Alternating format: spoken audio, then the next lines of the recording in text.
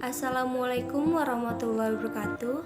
Kami dari kelompok 10 akan menjelaskan model-model pembelajaran tematik. Berikut penjelasannya ya. Di sini saya akan menjelaskan tentang model pembelajaran terurut. Model pembelajaran terurut ialah model pembelajaran yang mengajarkan suatu mata pembelajaran di mana guru dapat menyusun kembali topik mata pelajaran lain dalam urutan yang sama atau relevan. Adapun ciri-ciri dari model pembelajaran ini ialah yang pertama, menyajikan konsep dari berbagai bidang studi dalam suatu proses pembelajaran. Yang kedua, berpusat pada anak. Dan yang ketiga, siswa lebih mudah memahami konsep yang sama walaupun dalam mata pelajaran yang berbeda.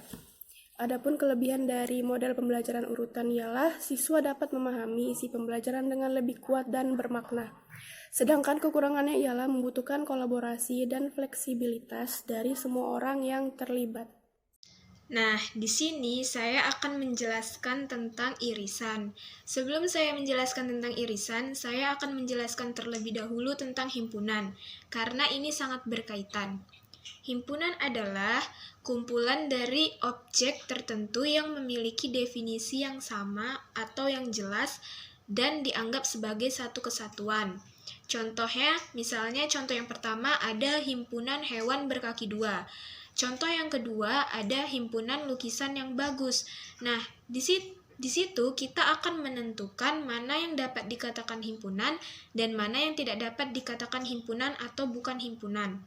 Nah, contoh yang pertama, hewan berkaki dua, dia dapat dikatakan himpunan. Tetapi contoh yang kedua, lukisan yang bagus, dia tidak dapat dikatakan himpunan. Kenapa? Karena seperti contoh yang pertama, himpunan hewan berkaki dua.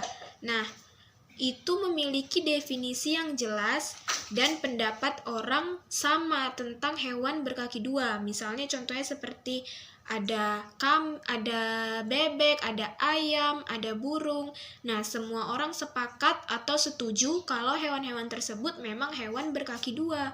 Jadi dia memiliki definisi yang jelas dan pendapat yang sama. Jadi dia dapat dikatakan himpunan. Tapi kalau contoh yang kedua, lukisan yang bagus, dia tidak dapat dikatakan himpunan karena tidak memiliki definisi yang jelas dan pendapat orang juga berbeda-beda. Misalnya, si Budi menganggap kalau lukisan A ini sangat bagus, tetapi belum tentu si Tina menganggap kalau lukisan A itu bagus. Jadi, definisi bagus orang itu berbeda-beda. Jadi, dia tidak memiliki definisi yang jelas, maka dia tidak dapat dikatakan himpunan atau bukan himpunan. Nah, kemudian ada operasi himpunan. Nah, salah satu operasi himpunan ini ada irisan.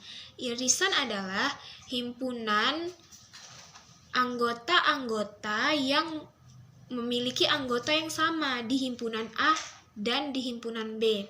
Nah, biasanya irisan itu disimbolkan dengan lambang seperti ini. Nah, seperti ini, lambang irisan. Jadi ini dikatakan dengan irisan. Nah, contohnya seperti ini. Nih.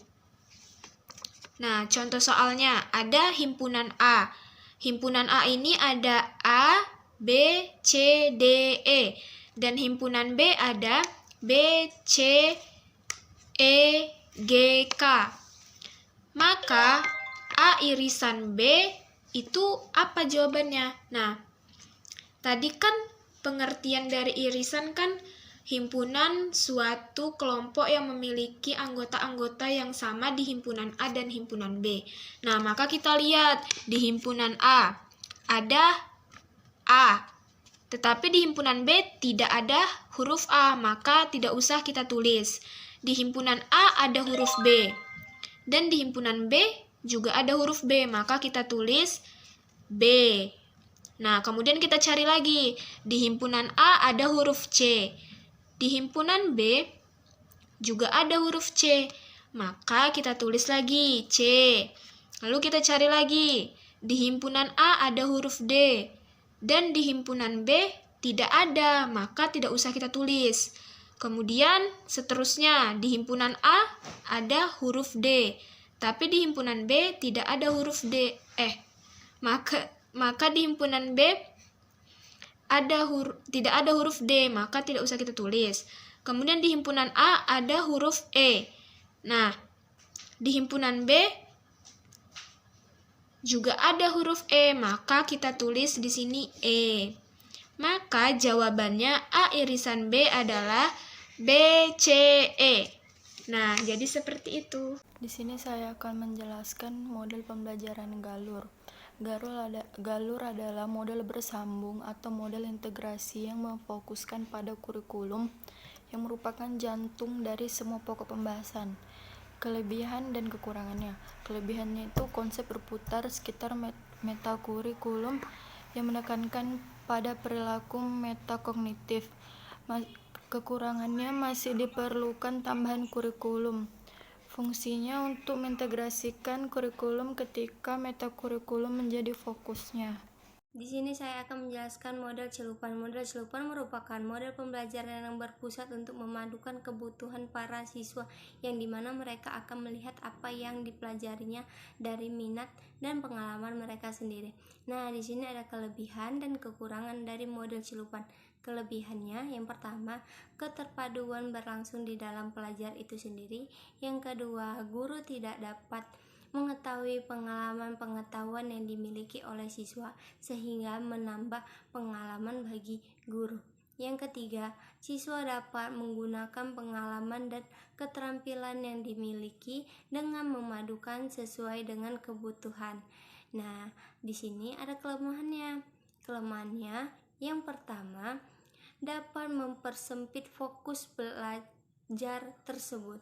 Yang kedua, guru tidak dapat menggunakan sumber atau literatur yang lain karena pada model celup hanya menggunakan pengalaman yang diperoleh atau dimiliki siswa. Yang ketiga, siswa hanya terpaku pada pengalaman, pengetahuan dan keterampilan yang dimiliki. Yang keempat, siswa tidak mengembangkan kemampuan yang dimiliki karena hanya terpaku pada yang dimiliki. Di sini saya akan menjelaskan tentang model pembelajaran jaringan kerja. Apa itu model pembelajaran jaringan kerja?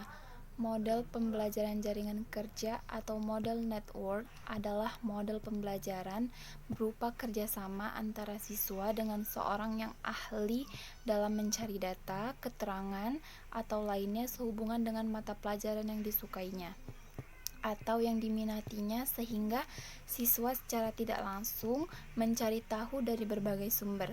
Sumber itu bisa dapat berupa buku bacaan, internet, saluran televisi, radio, atau teman, kakak, keluarga, atau bahkan guru yang dianggap ahli olehnya. Network model merupakan rancangan kurikulum yang berfilosofi. Jika dilaksanakan dalam pembelajaran, akan memberikan bekal kepada siswa untuk mampu memfilter atau memilih seluruh kegiatan belajar melalui kacamata keahlian dan kemampuan membuat hubungan internal yang mampu memandu ke jaringan kerja eksternal dari para ahli di lapangan atau bidang-bidang terkait. Sebagai contohnya, kita dapat mengambil contoh yaitu seorang arsitek ketika mengadaptasi sebuah program. Ia bekerja sama dengan ahli teknik pemrograman dan ahli interior desain. Ia bekerja secara lintas bidang dan bekerja sama dengan keahlian pelajaran lain untuk memperoleh keterampilan yang sempurna.